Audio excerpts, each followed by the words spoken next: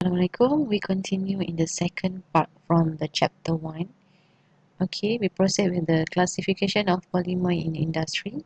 So, polymer in industry can be classified into 5 terms, which are coatings, adhesive, rubbers or elastomer, fiber, and plastic.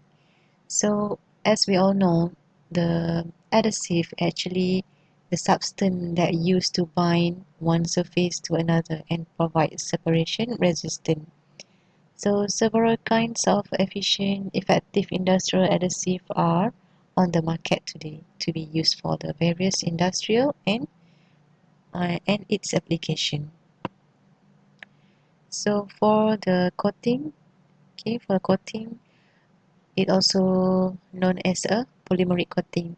It is a chemical coating to improve the durability and the performance of steel, concrete, the other building material at the industrial or commercial level. And of course, if you're willing to work in the adhesive and coating industry, you must have a full knowledge on the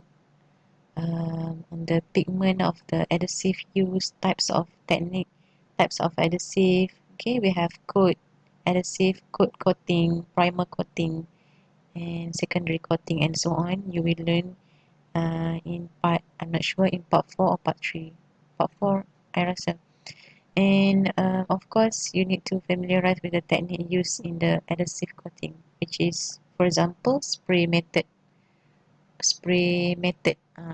which is easily used. Rubber elastomer, as we all know, we have a latex and rubber or continental tire industry. For latex, many top glove and so on. In fiber, we have a composite, okay, composite factory. For example, the Aerospace Composite Malaysia, which is located at the Bukit Kayu Hitam, is the company that made an aircraft maintenance. So it is all about the composite and the aerospace in Malaysia. For plastic, we have a variety and many types of plastic industry, uh, referring to the packaging plastic. We have of food packaging, food industrial plastic, cosmetic, pharmaceutical, and so on. Now we proceed with the polymer recycling. Alright, so when we talk about polymer recycling, it is referring to the synthetic polymer.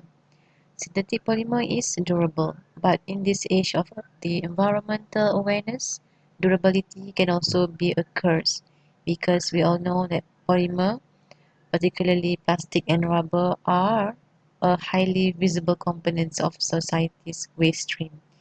And there are a variety of ways to address the problem of polymer waste. For example, we can making polymer degradable for composting in sanitary landfill. How to make a polymer degradable?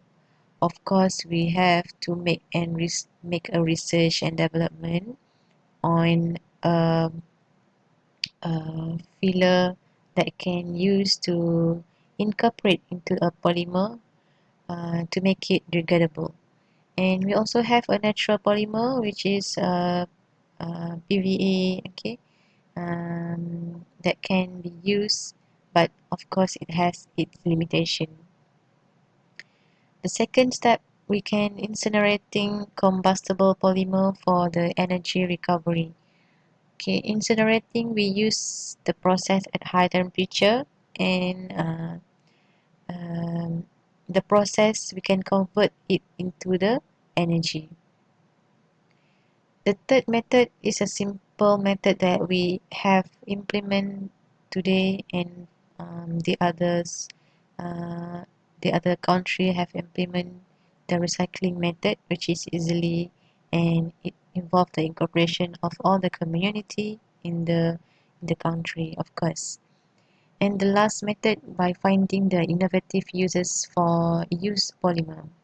Okay, finding the innovative uses for use polymer, it means that you make an innovation, or you make a new um, invention to use a polymer.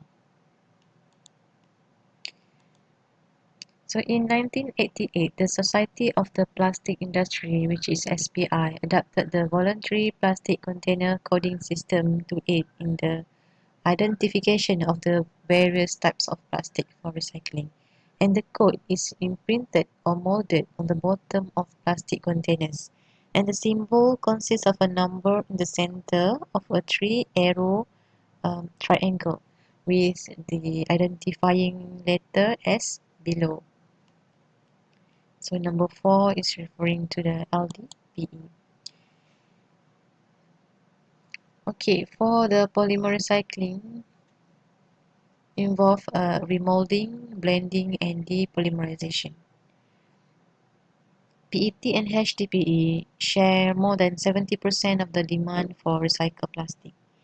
The recycling industry has experienced economic difficulties because most virgin plastic are not only of better quality than their recycled counterparts, but are often less expensive.